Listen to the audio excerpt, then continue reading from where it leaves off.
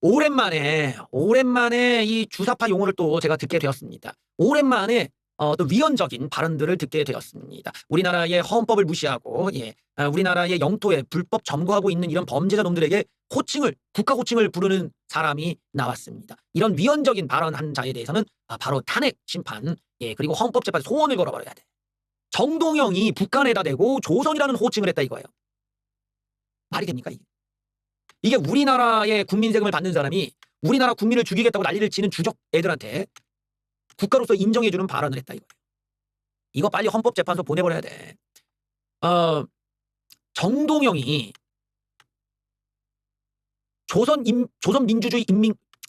반민주주의 인민공화국, 즉 한국과 조선, 한조 관계 등으로 북한의 공식 국고를 사용하면서 논란이 일어났습니다. 여기에 대해 통일부 관계자가 북한을 약칭 조선으로 호칭할지에 대해서 공론화를 거쳐 정해지겠다.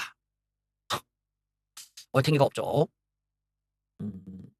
정동영은 부처 내부 행사와 언론 간담회 등에서도 북한이 한국 또는 대한민국으로 호칭한다며 조선 국고 사용 방안을 수시로 제기하고 있다. 이게 문제야 문제. 정동영은 통일부 시무식에서도 북한을 조선인민민주주의 인민공화국으로 부르며 이재명 임시정부가 북한 제재를 존중한다고 밝힌 적이 있는데 조선인민민주주의공화국은 북한의 공식 국고로 북한은 남북관계를 적대적 두 국가 관계로 선언한 후 기존의 북남관계 대신 조한관계라는 표현을 사용하고 있다. 북한 국고 사용은 헌법 위반과 북한의 두 국가 동조론이라는 비판이 따르는 사안이다. 이게 왜 그 단순한 문제가 아니라 왜 위헌적이냐면 우리나라 헌법의 3조에는 대한민국 영토는 한반도와 그 부속 도서로 한다. 법적으로 북한 땅까지 우리의 영토예요. 헌법에 그렇게 나와 있다고. 좌파애들 니들 맨날 윤석열 깔 때마다 나온 그 헌법 말이야. 윤석열이 헌법을 위반했다. 맞아. 그러니 탄핵하자. 맞아. 헌법을 위반하면 탄핵을 해야지. 니들도 똑같이. 대한민국 영토는 그 부속 도서까지 우리 거야. 북한이 지금 무단 점거, 불법 점거하고 있는 거기까지 우리나라 영토야. 그렇기 때문에 우리나라 영토에 불법 점거하고 있는 놈들이 세울 수 있는 나라 따위는 없죠. 내가 우리 집에서 여기가 내 땅이니까 비비국 한다고 해서 나라가 만들어지는 게 아니지. 마찬가지로 저런 사이코패스 같은 살인자 놈들, 범죄 집단 이런 빨갱이 이런 범죄 집단 불법 점거자들이 지들이 민주주의공화국이라고 한다고 해서 그게 국가가 되느냐? 아니라는 거야. 기본적으로 국가의 조건을 채우지 못했죠. 영토가 지금 충분하지가 않잖아. 저기는 불법 점거라는 거야. 아니 예를 들어서 원래 지들 땅이야.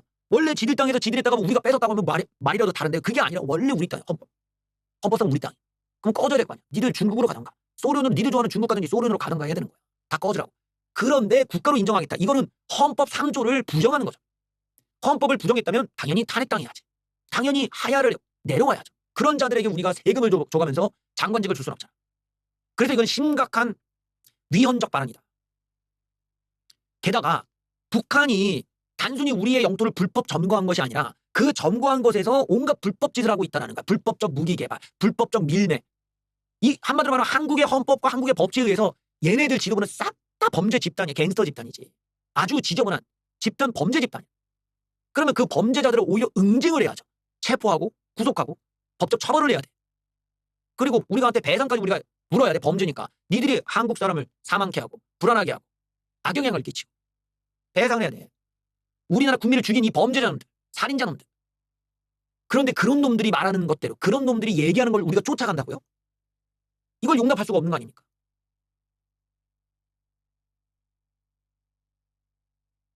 정동영의 저 발언 자체가 헌법 정신을 무시하고 있다는 거야. 헌법 정신을 무시하는 놈들이 헌법거리면서 자기네들이 민주주의 여기에 대해서 아는 척을 하는데 완전히 좌파 진영에서 전혀 헌법을 수호할 의지가 없다는 것이 이번에 드러난 것이니까 너희들도 윤석열과 다를 바가 없다의 프레이밍이 가능해진 겁니다. 또한 북한이 자기네들을 조선으로 불러달라고 할 때 우리가 그거를 조선으로 부르게 되면 이 한반도 땅에 두 개의 국가가 있다는 게 입증이 되잖아요. 그러니까 그 북한은 일종의 유도 전략을 한 거라는 거지. 자, 이 남한 놈들아. 너희들 멍청한 놈들이니까 우리가 좀 거짓 선동을 할 테니 잘 들어봐. 우리는 조선이고 니들은 대한민국이니까 조선, 대한민국, 조한. 어때? 근데 그 말을 우리가 그래 그렇게 하자라고 해서 그냥 말이 그런 건데 그렇게 생각하면 안 된다는 그 자체가 조한, 한조 이렇게 우리가 불러버리게 되면 걔네들이 독자적인 국가가 있는 것처럼 분류가 되기 시작한다는 거야. 왜 북한 놈들이 북한이 아니라 조선이라는 말을 원하겠냐 이거예요. 조선이라는 거는 별도의 국가를 의미하는 거고 북한이라는 거는 한국의 북쪽을 얘기하는 거란 거야. 한국의 북쪽이기 때문에 니들은 한국 땅이야. 너희들은 그냥 북쪽 파트를 불법 정관 범죄자이기 때문에 그렇게 우리가 분류해서 얘기하는 거니 노스코리아지. 니들은 조선이 아니야. 조선이란 국가는 거기 세워질 수가 없어. 꺼져버려. 어디 중국 가서 중국에 어디 테두리 땅 가서 가든가 짜투리 땅 가서 거기서 조선 만들든가 그러면 뭐 상관없지. 우리 땅에서 니들이 왜 깽판처럼 치고 있냐. 여기서 이 언어적인 선전선동 장난질이 나온 거야. 이 좌파 특유의. 그래서 우리가 북한을 조선으로 부르면 이거는 북한의 노림수에 넘어가는 거다. 북한의 유도 전략에 넘어가는 거고 말장난 언어 전략에 넘어가는 거죠. 국가로 인정하지 않아야 되기 때문에 우리는 당연히 북한이라는 것도 교양 있게 얘기해 주는 거지. 대한민국의 불법 점거자들이지.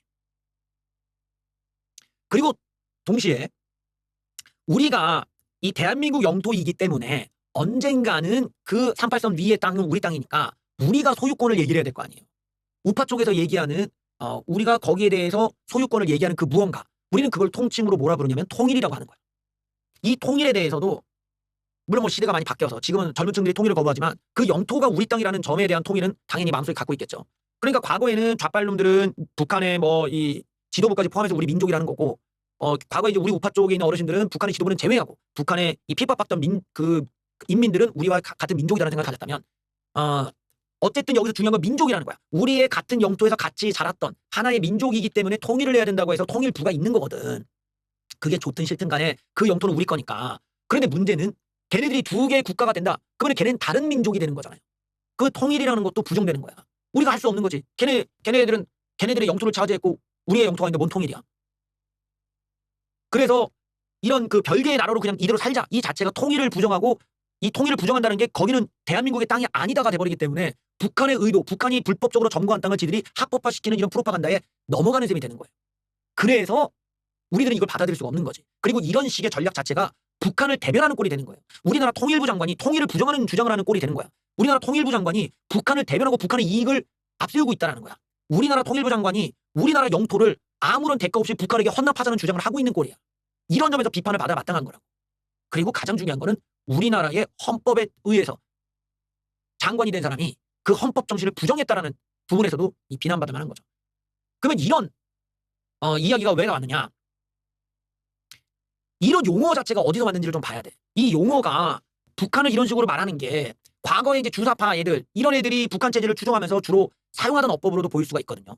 이런 점이 장관의 어떤 지금 정동영의 발언들이 너무나 가볍다 보니까 오해를 많이 사고 오죽하면 한미 관계가 깨질 정도로 지금 흔들릴 정도로 위험한 수준에 있단 말이야. 그런 부분에서 정동영의 저 발언이 과거 주사파나 이런 종북 세력들이 주로 쓰던 말들 아니냐라는 오해까지 받을 수가 있어. 그래서 공적인 영역에서는 정동영도 아무리 자기가 뭐 이 어리숙하던 시절에 북한에 대한 생각이 있을 수 있고 그럴 수 있지만 우리가 이런 공적인 영역이 됐으면은 헌법의 정신을 수호하고 우리 국민들의 정서도 대변해주고 우리 국가의 이익을 먼저 생각해야 된다는 관점에서 표현할 줄 알아야 된다는 거지. 북한을 조선으로 부른다는 것 자체는 우리 국민들에게 어마어마한 손실, 우리의 영토를 절반을 갖다가 북한한테 헌납하고 동시에 이것이 주사파 논란, 종북 논란으로 이어질 수 있기 때문에 쓸데없는 논란을 긁어 만들고 있다는 거야. 장관 정도가 됐으면은 북한을 북한으로 부르는 게 뭐가 어렵냐는 거지. 자기가 그걸 조선으로 부르고 싶다면 민간인이 되면 돼. 민간인의 입장에서 북한은 조선이다 지가 블로그 쓰고 유튜브에서 그렇게 얘기하면 누가 뭐라고 해. 댓글로 욕 좀 먹겠지만. 그런데 우리나라 국민의 세금을 받는 헌법에 의해서 장관이 된 사람이 헌법을 부정하는 발언을 한다는 거는 이건 정체성도 있지만 이것이 오히려 더 북한에게 잘못된 시그널, 미국에게 잘못된 시그널, 주변 우방국가, 동맹국가에게도 잘못된 시그널을 줄 수 있다는 점에서 정동영 장관이 얼마나 자격미달인지를 잘 보여주는 사례다. 그러니 이번 저런 사례를 통해서 정동영을 빨리 헌재의 탄핵 심판, 헌법 위헌 심판 이런 거를 걸어서 빨리 끌어내려야 된다. 그래야 공산주의 확산과 적어도 이 우리나라 헌법을 지키는 방식이 되겠죠. 우리가 헌법이라는 것을 우리 쪽에서도 지켜야 되고 동시에 좌파 쪽에서도 지켜야 되는 거야. 그래서 우리는 이런 감시를 열심히 해야 되는 거야. 야, 헌법에 우리 영토로 가다 네 맘대로 이걸 우리가 강조해서 세게 때려야 돼.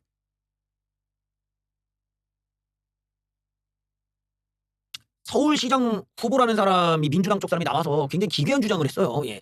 정원호가 오세훈 시절 주택 공급 물량이 급감을 했다. 내 집 마련 꿈을 가는 무슨 내가 지금 뭘 읽고 있는 거야? 오세훈 때 주택 공급이 급감했대.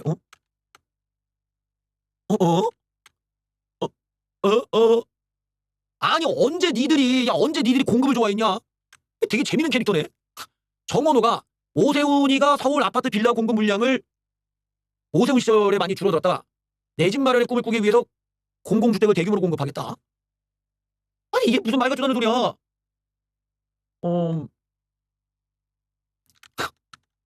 아니 이 오세훈이 되기 전에 오세훈이 이제 중간에 그것 때문에 나가리가 되고 중간에 이제 다른 분이 서울시장이 되셨는데 그분이 공급 계획을 다 나가리를 만들었어. 그래서 공급이 끊겼다고 서울에 재건축 안 해 못해 이러고 공급 다 끊어놓고 지금 그 여파가 서울에 다 나타나는 거 아니야. 이래놓고 지금 나와서 한다는 얘기가 오세훈 때문이라는 이게 말이야 방구야. 저렇게 공급 정책을 중요하게 여길 거면 이재명 부동산 정책에 대해서도 얘기를 해보라는. 아니 이재명 정책에서 무슨 어디에 공급이 제대로 되고 있어. 그러면 그 이전에 시장이 공급을 다 끌어놓은 걸 왜 입당으로. 이게 웃긴 거 어떻게 저런 후보가 나올 수가 있냐. 저런 걸 보면은 한참 멀었어. 이게 민주당 애들의 상태가 이게 지금 우리 쪽에 개판이 돼가지고 정말 포장이 된 거지. 이 수준을 한번 봐라. 지들도 부동산 말아먹고선 이제 와서 공급 얘기하고 있는 것도 웃기고. 그래놓고 이걸 오세훈 탓을 해? 누가 다 그 공급을 갖다가 다 막았는데? 난 저거 보고 나는 오세훈 찍으러 갈 거야. 난 새벽부터 갈 거야. 갈 거야. 저거 보니까 참을 수가 없어. 저런 부분들 이 민주당 쪽 후보들이 나와서 어떤 황당무계한 소리 하는지 잘 들어보시면은 야, 안 나갈 수가 없겠다. 또 한번 동기부여를 해주더라. 자, 이번에 MBC가 또 논란이 됐습니다. MBC가 그 대구시장 후보로 추경호가 나오니까 내란과 연루된 후보가 어떻게 나올 수 있냐고 깠어요. 그걸 보고 이제 그 국민의힘에서 야, 너희들 이게 무슨 선거게임 아니냐 이러고 MBC 너희들 취재 거부하겠다. 그러니까 MBC가 또 깠어. 내란 연루 침묵하면 그게 직무유기다. 라면서 클로징 멘트를 추경호가 이제 내란의 피고가 된 걸 깠는데 국민의힘에서 반발을 했습니다. 우리는 사과하면 취재를 거부하겠다라고 했더니 또 다른 보도에서 내란 종가 비판도 못하나. 야, 진짜 언론사가 그냥 정당이랑 그냥 맞짱 뜨는. 야, 진짜 세상 좋아졌다. 야. MBC 주말 앵커들이 클로징 멘트를 두고 국민의힘이 반발하자 다른 MBC 앵커가 반박하고 나섰다. 예?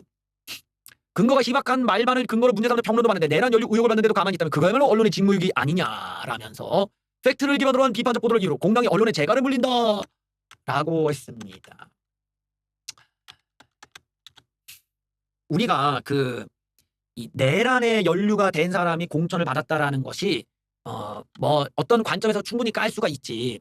그거를 어떤 단순히 깠다고 해서만이 문제가 아니라 어떤 언론에서의 그 권력 견제 기능, 권력에 대한 비판 기능이라는 거는 권력의 비례해서 나올 줄 알아야 된단 말이에요. 더 큰 권력자와 작은 권력자가 있다면 더 큰 권력자의 문제점에 대한 비판의 강도가 더 높아야 이게 비례적인 현상이 나올 거 아니야. 근데 지금 MBC는 거꾸로 됐다라는 거야. 국민의힘은 정말 이제 쪼그라든 야당이고 힘도 없는 야당이야. 이재명 임시정부와 민주당에서는 이미 힘을 이만큼 갖고 있어. 그러면 적어도 MBC가 균형 보도를 원한다면 이런 추경호에 대한 내란 연루자가 어떻게 공천될 수 있냐도 까면서 동시에 민주당 내의 돈봉투 문제나 무슨 놈의 범죄 전력이 있는 놈들이 나오거나 서로 황당무계하게 무슨 집값을 집 공급을 막았다라는 얘기를 하거나 이재명 정부의 실패한 부동산 정책에 이런 거를 세게 깐 뒤에 이런 게 나왔으면은 덜했겠지. 근데 권력의 크기에 비례해서의 견제가 아니라 반비례해서 얘기하니까 문제가 된다는 거야. 같은 비판이라 할지라도 왜 더 강한 쪽에는 입을 다물고 더 약한 쪽에는 더 세게 때리냐라는 이 불균형에서 언론이 갖춰야 될 이 견제 기능의 양심적 기능이 완전히 붕괴된 게 지금 MBC라는 거지. 그래서 MBC가 불편한 거야. MBC 스스로가 국민의힘이 왜 우리한테 반발하냐 이렇게만 받아들일 게 아니라 우리가 더 큰 권력에 대해서 견제 기능을 이렇게 봤다라는 걸 제시했어야 되는데 그게 아니더라는 거지. 그냥 국민의힘에 대해서 우리가 너희 걸 못 갈 걸 깠냐 이런 개념으로 접근하는 건 언론의 태도가 아니라 과연 권력의 크게 비례해서 너희들이 견제 기능을 발동시켰냐. 비겁하게 더 힘이 센 이재명 임시정부에서는 입을 다물고 더 약한 자들에 대해서 그냥 별꼬투리를 다 잡아가지고 그냥 계속 흠집내기에만 집중했던 건 아니냐. 그건 언론이 아니다. 그거는 그냥 안티세력의 미디어에 불과한 거지. 그건 언론의 기능이 아니라는 거지. 그거를 분명하게 우리가 좀 분류해서 볼 필요는 있다라는 거예요. MBC가 추경호를 깔 수는 있지만 추경호를 깐 만큼 그 이상의 이재명 임시정부나 민주당에 대해서 더 큰 견제도 했었어야 했다. 근데 니들은 정동영의 저는 위헌적 발언 입 다물죠. 뭐 어떤 다른 문제에 대해서 과연 이 추경호를 깔 만큼 클로징 멘트나 오프닝 멘트에서 얘기할 수 있겠냐. 그러지 않는 걸 보면 너희들 스스로가 언론인으로서 부끄러워할 줄 알아야 된다. 언론의 기능을 스스로 포기한 거니까. 이런 지적이 가능하다는 거예요. 윤석열 7년 나왔어. 2년 늘었어요. 서결이 형 항소했다가 오히려 혹 붙였어. 건현이도 항소했다가 혹을 더 붙였어. 오히려 형량이 더 늘어났어. 서결이 형. 여기 보면은 여기가 유죄로 바뀌었어. 매신 상대 허위 그 공문서를 이게 발표해가지고 또 오늘 내용을 보면 혐의가 국무위원 심의 방해. 일부 유죄에서 그냥 유죄로 바뀌었고 강화됐네요. 사후 계엄 선포문 허위 작성 폐기. 이거 증거인멸까지. 외신 상대로 허위 공모. 그러니까 이 외신을 상대로 좀 구라를 쳤다 이거야. 뭐 내란이 아니다. 뭐 이런 식으로 이제 합법적인 계엄이고 뭐 민주화가 뭐 이렇게 하다가 이제 문제가 되고 비화폰 통화 기록 삭제 지시. 체포영장 집행 방해까지 다 유죄. 화려하시네. 거의 뭐 갱스터인데 이 정도면. 서결이 형은 나중에 그 무기징역 끝나시면은 그 갱스터 래퍼 한번 하세요. 나는 감옥 갔다 온 대통령 뭐 이러고 하면은 인기 많겠어. 항소심에서 7년을 받았는데 이게 비상계엄 선포 때 국무회의 미참석 국무위원을 심의 방해했다. 그러니까 이 사람들이 오기 전에 그냥 빨리 회의를 해서 끝내버렸다. 요런 게 이제 이 사람들의 심의권을 방해했다라는 거예요. 전부 유죄가 됐다. 계엄 선포문 허위 작성 폐기. 그렇죠. 계엄 선포문이 거의 뭐 개구라였지. 이걸 또 폐기까지 했으니까 더더욱 이 대통령 기록물법 위반 뭐 온통 다 불법이야. 이런 것도 다 지금 그 헌법 체계에도 다 위배되는 거야 다. 외신 상대 허위 공고. 그러니까 자기의 이런 내란 계획이 아니라 마치 이것이 정상적인 것처럼 거짓말로 썼다라는 거야. 비화폰 기록 삭제 이건 증거인멸 이거 문제가 되겠죠. 체포영장 집행방해 체포 안 당하겠다고 난리를 친 것도 모두 다 유죄가 나왔습니다. 좀 자세하게 한번 볼까요? 여기 보면은 공소처 내란죄 수사권 인정 체포영장 집행 적법 국무위원 심의권 침해도 넓게 인정했다. 현실적인 이동 시간, 국무회의가 이뤄진 시각 등을 고려하면 위 국무위원들이 실질적으로 참석이 불가능한 시점에 소집 통보를 받아서 심의권을 침해받는 셈이었다. 허위 보도자료 배포를 지시했던 혐의도 유죄다. 보도자료가 객관적 사실과 다르게 작성될 수 없고 관련 공무원은 주의 의무를 부담한다. 헌정지서 파괴 뜻이 없었다는 등 사실관계가 잘못돼 있다. 그러니까 윤석열이 헌정지서 파괴 뜻이 없고 자기는 이제 뭔가 이게 건전한 의도로 이랬다라는 것 자체가 다 거짓말이라는 거야. 그러니까 상당히 여기서는 이 윤석열의 어떤 내란 의도까지도 인정했다라는 점에서 판결이 되게 명확해지고 있다는 거죠. 과거에 비해 이 윤석열에게도 약간의 선의는 있지 않을까라는 의구심을 가질 만도 한데 이번 재판부는 그게 아니고 이건 내란의 뜻이 확실했다라고 확정적으로 내리는 부분인 거예요. 또 윤석열의 반성 없는 태도를 질타했다. 이게 또 중요하지. 이게 괘씸죄까지 맞았다 이거야. 비상계엄 선포 과정에서 저질러진 피고인의 잘못을 은폐하는 것은 물론 항소심에 이르기까지 같은 주장을 반복하며 자신의 책임을 회피하려고 하는 등 범행 이후의 정황도 양형에 불리한 요소다. 그렇죠. 이 윤석열이 자기가 이렇게 그 상황이 악화되고 또 탄핵까지 당하고 또 이렇게 무기징역의 여러 가지 범죄 연루가 됐으면은 인간적으로 국민 앞에서는 사과를 몇 번이나 해야 되는 거야. 죄송하다. 부끄럽다. 실제로 이 계엄에 이제 참가했던 사람들 중에서는 뭐 사과하시는 분들도 이제 계시죠. 뭐 눈물까지 흘리면서 뭐 통곡하기도 하고 이러는데 윤석열은 반성이 없이 좀 그 근거 빈약한 주장들을 계속 반복한다는 거야. 예를 들면 뭐 부정선거가 어느 정도 있었던 것 같다. 뭐 예를 또 야당이 지금 뭐 너무 과도하게 뭐 탄핵이 어쩌니 뭐 예산을 깎았다느니 그러니 여기서 내가 참을 수가 없었다는 등 하여튼 윤석열이 했던 그 모든 것들이 법정에서는 전혀 그 근거가 될 수 없는 헛소리에 불과하다는 거야. 그러니까 판사가 오죽하면 짜증을 내겠어. 왜 같은 소리 반복하냐 이거거든. 우리가 이런 어떤 계엄을 할 거면은 반드시 대형 물리적 현상이 나와야 된단 말이야. 그게 뭐냐고 묻는데 윤석열이 엉뚱한 소리 하고 있다는 거야. 그 물리적 현상이 뭐예요? 경찰 경력으로는 막을 수 없을 정도의 무력 행사가 발생을 해야 돼. 어디에 무슨 북한 새끼들이 와서 총질하고 있던지 아니면 대형 뭐 폭동이 났던지 이래야 군대를 동원하는 거잖아. 근데 국회에는 그런 현상이 없었는데 왜 국회를 보냈냐? 그랬더니 한다는 소리가 이게 경고형 계엄이다. 야당이 예산을 깎고 줄탄핵을 해서 너무 어쩔 수 없이 경고를 해야 된다. 이 대목이 모두가 다 내란에 속하는 헛소리라는 거지. 대통령이 경고를 위해서 군대를 동원한다는 이 발상 자체가 정상이 아니잖아. 우리가 언제 대통령에게 그런 권한을 줬어? 대통령 따위가 야당한테 그것도 상권이 분립돼 있어서 행정부가 입법부한테 경고를 하려고 군대를 보낸다? 이게 뭐 하는 짓이냐는 거야. 그러니까 판사들이고 모두가 다 어이가 없는 거지. 그걸 말이라고 하냐 너 지금. 근데 윤석열은 이 얘기를 계속 한다는 거야. 계속. 이 발상 자체가 위헌적이고 내란적인데 그거를 자기가 얘기하는 거야. 말도 안 되는 거라고요. 경고를 한다는 발상 자체도 이게 굉장히 그 정상적이지가 않은데 방법이 무기를 들고 있는 군인을 동원한다는 것보다가 폭력적이고 협박을 하겠다는 거잖아. 누가 그런 방식으로 정치를 하냐는 거야. 누가 그런 방식으로 상대를 설득하냐는 거지. 건방지게 민주주의 국가에서. 설득을 해야지. 만나서 야당한테 좀 도와주십시오. 우리가 이래야 된다. 그럼 뭐 하나 도와주시면 우리도 이렇게 도와드리겠습니다. 한다든지 그게 민주주의의 방향인데 건방지게 무기를 써가지고 폭력적으로 상대방을 겁을 줘서 내가 원하는 대로 결론을 유도하려고 해? 이런 방식은 모두 다 불법이고 위헌적이라는 거야. 근데 그걸 대통령이 한다고? 그러면 탄핵이고 뭐고 그냥 무기징역 사형까지 가야 되는 거야. 우리는 이런 자들을 권력적으로 수긍할 수가 없고 이런 자를 뽑아준 게 아닌데 윤석열은 국민들이 너가 토론을 하고 설득을 하라고 줬던 권한을 폭력으로 활용하려고 했다는 점에서 판사들이 설득이 안 되는 거야. 이건 얘는 좀 위험하다. 지금 이렇게 보는 거지. 거기서 책임까지 안 지잖아요. 즉 윤석열은 내가 군대 안 보냈다. 군인들 안 보냈다. 안 보냈는데 지들이 왜 국회로 왜 가냐. 뭐 지금 체포방해도 아니 내가 그렇게 뭐 지시한 건 아니고 지들이 알아서 이런 식의 뉘앙스로 얘기하니까 책임을 회피한다 이거야. 총 들고 있어라. 어디 들어가라. 뭐 저 경찰 총 못 쏜다. 뭐 이런 얘기 자기가 다 해놓고 말이지. 그런 면에서 아주 괘씸하게 봤다는 거야. 지금 이번 재판부가. 이거는 반성도 한마디가 없고 밑에 있는 애들 책임 전가하고 아니 무슨 대통령이 책임을 지는 태도가 없냐. 그래놓고 야당 탓은 아주 오지게 하고 있고 이런 부분에서 이게 지금 윤석열의 주장들이 다 안 받아지니까 더더욱 불리한 형량이 나오고 있는 겁니다. 저는 좀 이런 부분이 그 어떤 윤석열이 얼마나 좌파적인가를 잘 보여주는 대목이라고 생각해요. 우파 쪽은 그래도 이게 다 내 탓이다. 내 책임이다. 이러면서 스스로 반성도 하고 내려놓고 자기 다음번 사람에게 기회도 주고 이래야 되는 건데 윤석열은 그런 태도가 없었다는 점에서 정말 이 치욕스러운 우리의 역사를 만든 거야. 우리가 윤석열을 뽑을 때는 불안불안했지만 네가 그렇게 뭐 사람을 따르지 않고 정의를 위해서 그렇게 정의감에 그렇게 얘기했던 그때 당시에 윤석열 검사를 보고 뽑아줬는데 완전히 이런 우리의 지지를 배반을 한 거잖아요. 누가 폭력을 이용하라고 했냐? 누가 겁박을 하라고 했냐? 그딴 거에 누가 겁을 먹는다고? 그리고 자기가 그렇게 조국 때리고 뭐 박근혜 때리고 뭐 이명박 때리고 이럴 정도의 정의감이면 지 마누라도 좀 백을 받을 때 좀 견제 좀 하지 그랬냐? 어쩜 이렇게 이중잣대가 심할 수가 있냐 이거야. 박근혜 보고는 알지도 뭐 자기랑 알고 지내는 아줌마의 딸내미가 말 받았다고 뇌물이라고 엮어놓고 지 마누라는 대놓고 백을 받았는데 그거 뇌물이 아니야? 무슨 이런 잣대가 다 있어? 어떻게 이런 식의 이중잣대, 운동권적 좌파적 이중잣대를 갖고 있는 사람이 우파라고 할 수 있는가? 우파의 이건 완벽한 수치자, 굴욕이다. 이건 이념적 배반이라고. 이런 이중잣대는 좌파에서만 발견되는 거니까 용납할 수 없는 거죠.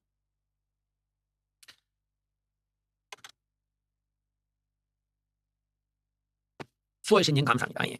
이로 인해서 지금 우리는 낮은 지지율의 고통스러운 선거를 치러야 되는 상황이 왔습니다. 윤석열을 끊어내지 못하는 당대표가 어떤 지금 상황에 놓여 있느냐. 선대위 출범식에도 초청하지 못했어. 이명박 박근혜 대통령에게 SOS 요청할 판이다. 뭐 유영아야? 예. 그래요. 국민의힘 광역단체장 후보들이 선거대책위원회를 출범시키고 있지만 장동혁의 모습을 찾기 힘들다. 장동혁이 도움이 안 된다는 이유로 선대위 발대식에 초대하지 않았기 때문이다. 더불어민주당은 이재명을 내서 선거전을 벌이는데 국민의힘 후보들 사이에는 이명박 박근혜 대통령에게 오히려 SNS를 쳐야 한다는 의견까지 나온다. 이거 별로 좋은 방법은 아니죠. 예. 좋은 방법이 아니야 이런 거는. 예, 좀 이제는 좀 새롭게 가야 되는데 참 이렇게 생각하는 것부터가 참 후져. 김진태 선대위 출범식에도 장동혁은 없었다. 오세훈 역시 없었다. 장동혁이 없었다. 박형준 때도 선거 캠프에도 장동혁은 초청받지 못했다. 예전 이준석 대표 시절에 이준석이가 여기저기 출정식에 힘을 실었던 거는 180도 달라진 모습이다. 예, 정말 비교가 많이 되는구만. 지지율 하락 배경으로 장동혁의 빈손 방미 논란들이 있기 때문에 장동혁과 거리를 두려는 당내 분위기가 뚜렷하다. 장동혁의 입지가 줄면서 지도부가 함께하는 일정도 줄었다. 씁쓸하구만. 예. 씁쓸해. 장동혁은 그래서 뭐하냐? SNS를 2배 늘렸어. 이선 후퇴 속 활로의 안가짐. 장동혁이가 SNS 뭐 트럼프냐고. 예. 트럼프도 많이 하는데 장동혁도 많이 해. 방미 이전 기간에 비해 2배 가까이 늘어난 수치로 글을 냅다 올리고 있다. 주로 이재명을 까는 내용이고 방미 일정 사퇴론에 대한 대응이 집중되었다. 이 정권이 밀어붙인 노란봉투법 편의점 사장님 생계까지 위협하고 있다. 잇따른 외교 참사 때문에 어렵게 방미를 결정했다. 결국에는 이선 후퇴론을 타개하기 위한 고공전 아니겠느냐. 장동혁의 정치적 공간이 줄어드니까 할 수 있는 건 나이보자는 분위기가 있다. 이게 참 안타까운 일이에요.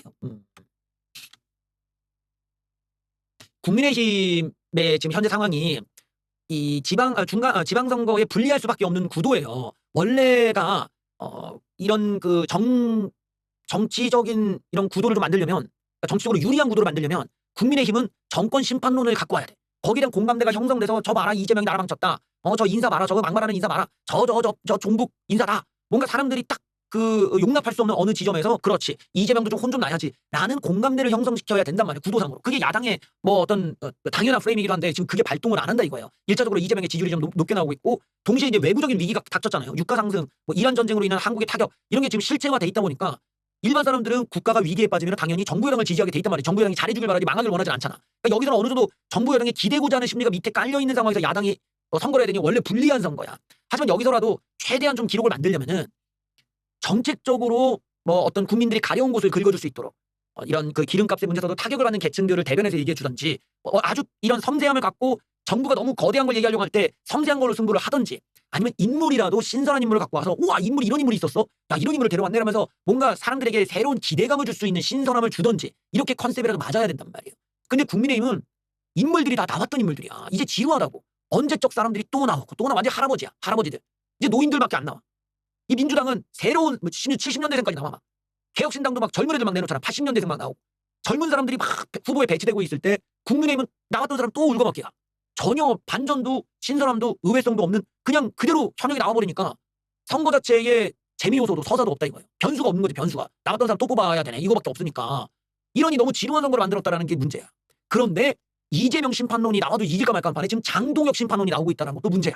이래서 장동혁이 문제라는 거예요. 자기가 버티고 자기가 이재명 깐다고 이재명 심판론이 되는 게 아니라 왜 장동혁에 대한 책임이 올라왔는지를 돌아봐야 돼. 이재명은 지지율이라도 올려놓고 민주당도 지지율이 버티니까 얘네들은 그런 면에서는 흔들림이 없지만 국민의힘의 지지율이 떨어졌으면 장동혁이 이건 내 탓이라고 나가줘야 사람들이 뭔가 여기서 희망을 갖고 국민의힘이 누굴 뽑는지 보자라는 관심이라도 갖는데 장동혁이 버티면 국민의힘의 관심을 안 갖고 다른 데를 보잖아. 바로 이런 점이 장동혁이 국민의힘을 더 힘들게 만드는 요소가 된다는 거지. 관심을 끊게 만드니까. 이런 점에서 책임을 지지 않는 정치를 할 거면 오지 말란 말이야. 정치를 하지 말라고. 그냥 동사무소도 하면 안 돼. 동대표도 하면 안 돼. 그런데 이런 식의 왜 무책임한 정치를 계속 하는지 그러면 선거가 더 어려워지고 어려워질수록 자기가 나중에 치러야 될 대가는 높아진다. 장동혁은 이번 선거를 끝으로 이제 우리 쪽 정치 영역에서는 완벽하게 보내줘야 돼요. 정말 아예 걸러내줘야 돼. 이렇게 이런 정치는 없어져야 된다고. 국민의힘 출마 예정자들이 뭐 하고 있나 봤더니만 교회에 가서 이상한 얘기하고 있어요. 예. 또 교회냐? 또야 또. 아직도 종교에 의존하고 있다 이거야. 큰일입니다. 큰일. 응? 국민의힘 제주도당의 예비 후보들이 가서 쓸데없는 말을 해가지고 논란이 일어났어요. 격려도 해주시고 힘도 써주고 주머니에 좀 돈도 달라는 얘기도 했어. 교회 가서 이런 얘기를 왜 하는 거야? 선거 출마를 준비 중인 국민의힘 제주도당 일부 인사들이 교회에서 보인 공직선거법 위반 여부에 대해 선관위가 지켜보고 있다. 여기 갔더니만 갑자기 교회 총회에 참석해서는 출마자들을 소개하며 기도를 해주시고 격려도 해주시고 힘도 써주시고 주머니에 돈도 있으면 밥도 함께 사주시고 이거 정말 하늘에 계신 우리 아버지 이름 거룩히 빛나시기 전에 지금 우리가 다 망하게 생겼사옵니다 하면 이거 뭐 하는 겁니까? 이런 거 하지 좀 마. 차별금지법을 막기 위해 열심히 고군분투했다 이런 얘기를 한 거 보면 이게 뭐예요? 차별금지법을 교회 가서 얘기했다. 이거는 복음주의를 얘기하는 거예요. 복음주의 교회에 가서 이런 얘기를 하고 있다는 거예요. 그러니까 정교 유착적인 지금 접근을 하고 있다는 거지. 이런 게 위험하다는 거예요. 이런 거 하지 말라고. 이게 우파가 망하는 지름길이야. 종교는 종교대로 가시고 정치는 정치대로 가야 되는데 종교가 원하는 어떤 이 정치를 이렇게 가서 대놓고 얘기하면은 같이 망한다고. 같이. 여기 봐. 저희가 제도권 안에 들어갈 때 전투력이 있을 거라고 생각해 결심했다. 결국에는 복음주의의 신도가 정치하겠다고 나온 거잖아. 이 사고 자체가 정교 유착이라고. 하나님 이름으로 열심히 교회를 지키고 다음 세대를 지키는 제도 이런 거 하지 마. 교회를 왜 지키네 말이야. 아유. 평화인권원장 반대하는 운동에 힘을 많이 썼다. 역시나 마찬가지죠. 제주를 살리고 나라 살리는 입장으로 많은 목사님이 깨워주시라. 이런 것들이 전형적인 선민사상적 접근이죠. 이건 위험합니다. 너무 위험해. 어린이 전도하다가 나라를 위해 몸을 던져야 된다. 결국 이 같은 발언과 행보가 선거법에 접촉될 수 있다는 지적이 제기되고 선관위가 사실관계에 나섰다. 참 씁쓸하고 많이. 이런 종교적인 색채를 좀 국민의힘이 버려야 되는데 오히려 더 가까워지고 더 노골화되고 있다는 위험성이 지금 보이잖아요. 이게 현재 우파가 몰락하는, 지금 트럼프도 같이 몰락하는 이유도 마찬가지인데 배경이 이런 복음주의 기독교가 자리 잡고 있어요. 이런 종교화의 유착이 벌어지게 되면 우파가 말하는 팩트, 논리, 그리고 자유가 다 무너진단 말이에요. 왜냐하면 종교가 싫어하는 게 팩트, 논리, 자유니까. 종교에는 이 세 가지 요소가 없단 말이야. 종교는 오히려 반대잖아요. 과학적인 증명 싫어한다고. 역사적 반론 싫어한다고. 팩트 싫어한다고. 거기에 팩트가 어딨어. 어떤 교리에 팩트가 있냐? 없어요. 팩트는 믿지 않는 거야. 팩트, 논리 이런 놈들이 나쁜 놈인 거야. 왜 논리적이어야 돼? 논리적으로 성경에 대해서 얘기한다. 하나님과 천국, 지옥, 사탄에 대해서 우리가 논리적으로 접근한다. 종교가 싫어한다고. 그래서 종교는 팩트와 논리를 얘기하는 사람을 싫어한다고. 그러니 이게 좌파와 동일한 사고가 돼버려. 그러니 우파 쪽에서는 이해가 안 되지. 우리는 이제까지 팩트와 논리가 좋아서 이 바닥에 왔는데 팩트와 논리를 거부하는 사람들이 있네? 그게 종교야. 이런 것 때문에 이런 정교 유착을 우파들이 받아들일 수가 없다고. 오히려 더 안 맞아. 이게 결과가 뭐예요? 자유에 대한 억압으로 나타난다는 거야. 내가 니들을 까겠다는데 입을 막으려고 하고, 내가 팩트를 얘기하는데 메신저를 공격하려고 하고, 이 모든 게 따지고 보면 방법적으로 모두가 좌파 공산당이 하던 방식이잖아. 좌파 공산당들은 진실, 팩트, 논리, 자유 이런 거 다 싫어하니까. 근데 이것과 동일한 방식으로 구조가 돼 있는 게 종교 아닙니까? 1인 독재 체제. 1인의 명령을 따르고 반론을 제기하지 마라. 무조건 우리를 추종해라. 우리한테 돈을 바쳐라. 공산당과 똑같다고. 공산당도 지들한테 돈 바쳐라. 우리를 왜 노동력을 바쳐라. 그러면 저기 있는 풍차가 완성되고 모두가 잘 살 것이다. 목사에게 돈을 바쳐라. 그럼 너희도 모두 천국 갈 것이다. 구조가 똑같단 말이야. 이게 바로 공산당이 만들어지는 원리랑 구조가 똑같기 때문에 우파가 말하는 자유주의 진영에서는 이런 식의 1인 독재 구조의 계급주의 사회를 거부하는 것. 그게 우파의 투쟁 방식인 거예요. 근데 현재 우파가 그 조절 능력을 잃어버렸어. 시대가 너무 빨리 변하니까. 그리고 우파를 구성하고 있는 사람들이 늙어버리니까 더 이상 팩트를 체크하고 논리적일 수 있는 그런 실력과 시간, 지능이 만들어지지 않는 것이. 그러니 편하게 이런 누군가 교주 같은 놈이 얘기하는 걸 그냥 추종하고 그 추종하는 사람들을 빨아주고 그에게 돈을 바치고 거기서 희망을 꿈꾸고 정신승리를 하고 그걸 위해 다른 자들을 욕하는 이런 식의 좌파적 방법에 더 매몰돼 버려. 그러면은 공산당이나 이런 종교나 둘이 구조는 똑같은데 둘 다 하는 짓은 똑같아요. 그건 누가 종교 쪽을 찍냐고 차라리 공산당을 찍지. 이런 역설이 발생하니 민주당이 올라가고 국민의힘이 박살난다는 거야. 국민의힘은 원래 국민의힘의 방향이 있었다고. 메소드가 방법론이 있었다고. 과학적인 증명, 근거, 팩트, 논리로 하나님이든 사탄론이든 어디 사이비 교주놈이든 공산당 1인 독재 꿈꾸는 선동가든 다 처발라줬던 게 우파의 방식인데 이렇게 종교에다가 심취해가지고 종교 쪽에서 사람들이 들어와서 종교적인 교리 활동을 해버리면은 망한다고요. 그게 공산주의가 시작되고 공산주의로 가는 지름길이 돼. 종교에 기반이 되면요. 종교는 민족을 부정한단 말이야. 종교의 민족이 어딨어. 얘네들은 오히려 유대인을 더 좋아하고 유대인을 통해서 예수 재림을 꿈꾸는 애들인데 예수가 한국 사람이냐? 아니잖아요. 그러니까 얘네들은 애초에 민족이 없다고. 그래서 정교 유착이 되면 민족주의 기반의 우파가 몰락을 하는 거야. 경계를 어느 정도는 해야 될 거 아니야. 저 사람들이 얘기하는 것 중에 우리가 코드가 맞는 부분도 있죠. 전통적인 가족의 가치, 전통적인 어떤 남녀의 가치. 그런 것까지는 우리가 수용해 줄 수 있지. 근데 그거는 우리가 추구하는 것에서 종교인들이 우리가 추구하는 방향에 교집합이 있을 뿐이지 그게 우리의 목적이 아니라는 거야. 우리가 종교에 눈치 보면서 거기 맞춰주는 게 아니라 우파가 가는 길에 종교도 우리도 당신네들 같이 공감합니다가 돼야 되는 건데 이게 꼬리가 몸통을 흔들듯이 반대가 된 거 종교한테 우리가 맞춰가야 되면 이게 뭐가 돼. 공산당이 되는 공산당. 계급주의 공산당이 똑같아진다고. 이런 부분 때문에 종교와의 거리는 반드시 벌려놔야 된다. 종교 쪽에 저렇게 결탁이 돼 있는 구조는 반드시 예, 좌경화를 만든다는 걸 알고 볼 필요가 있겠습니다.